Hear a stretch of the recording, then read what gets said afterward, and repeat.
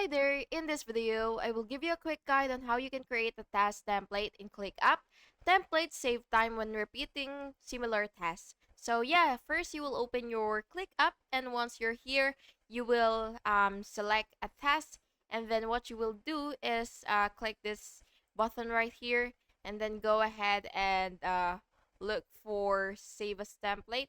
So it should be right here. So you have to make sure that you do have the full version of the app, so of the website, so that you will be able to see that option. Then after you save it as template, you will just have to name the template, and then you will choose fields to include description, the checklist, or the assignees. So yeah, after that you will just have to click save. Then template is ready for future use. Apply template when creating new tasks using the plus icon uh right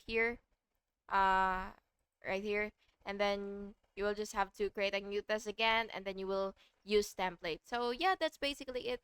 Thank you so much for watching this video, and I really hope it was helpful for you. And if it was, please make sure to like and subscribe for more videos like this. Thank you and have a good day.